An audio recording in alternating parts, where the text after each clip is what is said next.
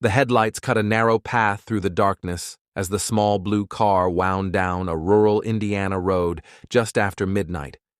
The air was cold, still, the kind of quiet that settles over farmland in the early hours of the morning. Inside the car, cramped between girls she barely knew, 12-year-old Shanda Sharer sat terrified. She had been pulled from her home less than an hour earlier, still in pajamas, her hair tangled from sleep. She tried to make sense of what was happening as the car sped away from the safety of her mother's house. But the girls beside her weren't talking, they were planning. For weeks leading up to that night in January 1992, Shanda had unknowingly been the target of a spiral of jealousy, insecurity, and manipulation centered around a girl named Melinda Loveless. Melinda was 16, volatile, and furious over Shanda's budding friendship with another girl she considered her own. The emotions were teenage ones: jealousy, heartbreak, fear of losing someone. But Melinda's reactions moved far beyond ordinary anger.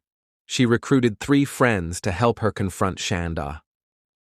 What started as a misguided plan to scare a younger girl began evolving into something darker as the night went on.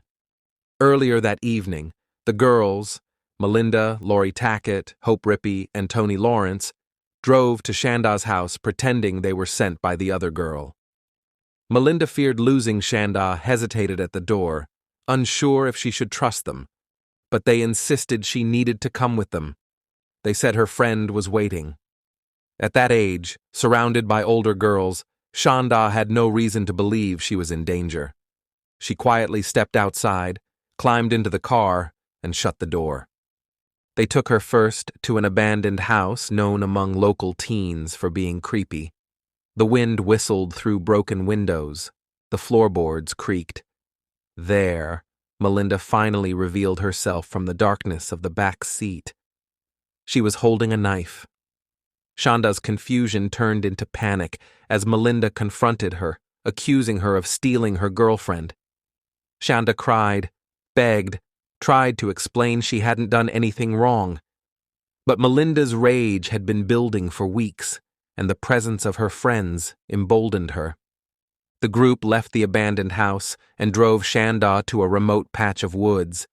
She was forced out of the car, surrounded, mocked, and threatened. Melinda's anger escalated. The others watched, some uncertain, some too intimidated to intervene. What unfolded next was a mixture of impulsive violence and peer pressure, driven by a girl who wanted to prove control over a situation she felt she was losing. Shanda was beaten, her hands tied with rope. She was shoved back into the car, crying and pleading to go home. But instead of stopping, the girls drove her deeper into rural Warwick County. The back roads were empty, the kind of lonely stretches of land where no one would hear screams over the engine of a moving car. Hours passed as Melinda and Lori took turns escalating the violence. The younger girls, Hope and Tony, hovered between fear and shock, participating at times, withdrawing at others. Their role shifted from helping instigate the plan to watching something irreversible unfold. None of them were prepared for the consequences. Just before dawn, the car pulled toward a clearing near a rural logging road. The sky was still dark, the air freezing, and the fields silent. Shanda had endured hours of torture and was barely conscious. Lori suggested they finish it, and Melinda agreed. They dragged Shanda from the car, her body weak, voice barely audible. She begged them not to hurt her anymore. The girls ignored her.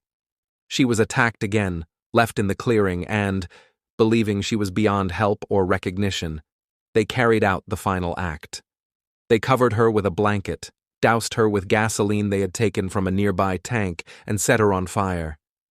As flames rose, they walked back to the car in silence. The fire burned in the distance behind them until it was swallowed by darkness. At sunrise, a pair of men driving through the area spotted smoke. They stopped, thinking it was a brush fire, then saw the outline of what was left in the clearing. Police were called. Investigators arrived quickly, but identification was nearly impossible. The destruction was extensive. They began their work relying on dental records and missing person reports. Back in Madison, Shanda's mother woke to an empty bedroom. She called friends, neighbors, anyone who might know where her daughter was. She eventually filed a missing persons report, not yet knowing that her daughter had been found miles away. The timelines connected within hours. Meanwhile, the girls who had carried out the attack met friends for breakfast, laughing and talking like nothing had happened.